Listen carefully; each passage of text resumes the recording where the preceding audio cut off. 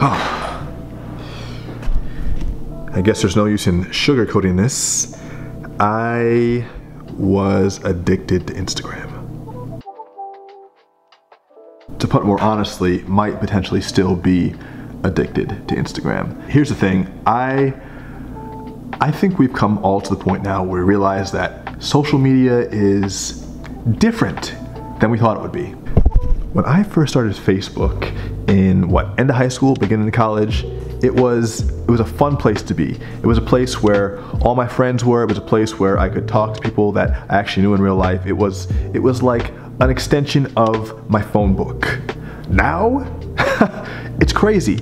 I feel like in the span of 3 years, all these social platforms have been taken over by ad campaigns and these crazy different formats with 15 seconds here and 60 seconds there to I'm on my phone all the time. If you have an iPhone, you can check this out. You can go to your settings and you go to the battery, you go to battery life, and you can look on the apps. Cute dog here. You can look through the apps and you can see which one of your apps is taking up the most battery life, aka how much you're spending the most time on.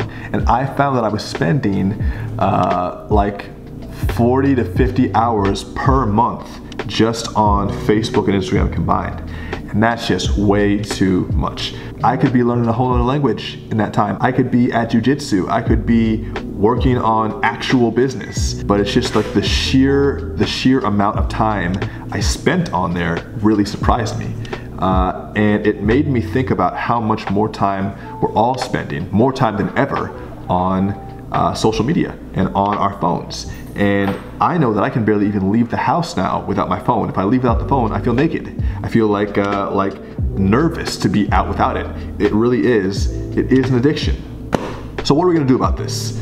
First of all, I don't have the answers. I don't claim to have the answers. I don't feel like I found the best solutions. I'm trying things just like you. My first attempt is I have been deleting the Instagram app on a regular basis. So I will delete it, and when I want to check a specific post or I want to make a specific story, I'll go on there and I'll post it.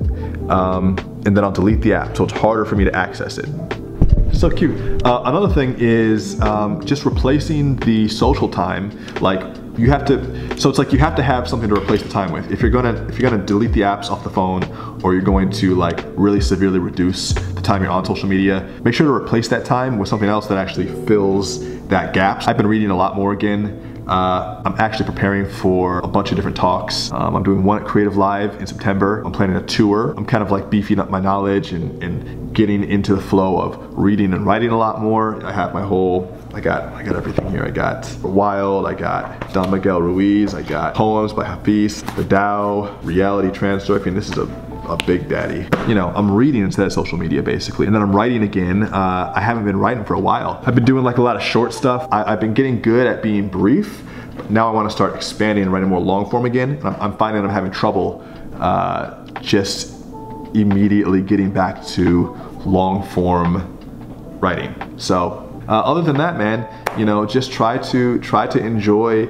life outside of the phone. I know it's hard, but I think that we're the first generation that's having to deal with this issue, and millennials specifically are the last generation to really see the world before the internet fully took over. And I can still remember a time before the internet, before we were constantly looking at what we just did or looking at something into someone else's life via social media, and the internet has changed that a lot. It's not something that's going to stop being used, so I think it's more a matter of how do you create the necessary barriers and boundaries in your life to say, hey, I spent enough time on the phone, I need to unplug. As we're on there should be a voice in our minds running that says, okay, wrap it up, wrap it up, wrap it up. Because these programs are designed to keep you in them as long as possible.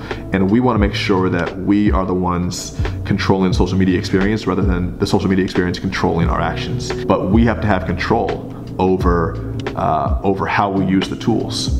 And if we can master how we use the tools, then they can be of value and of service to us. When you're on it, be very aware of the fact that you're on it. 2 hours a week should be enough.